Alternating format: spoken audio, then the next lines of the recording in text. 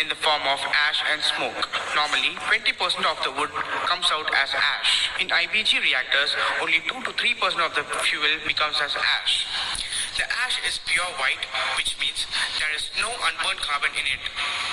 Also, the black smoke found in the industries carrying unburned carbon particles, which are highly polluting and a fuel waste. Smoke emitted by the IBG reactors are absolutely clean and does not carry any carbon particles.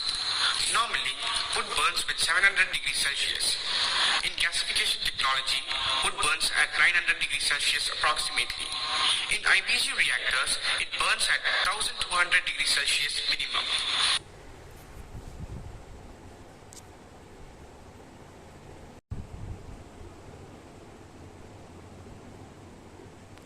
In the form of ash and smoke. Normally, 20% of the wood comes out as ash. In IBG reactors, only 2 to 3% of the fuel becomes as ash. The ash is pure white, which means there is no unburned carbon in it. Also, the black smoke found in the industries carry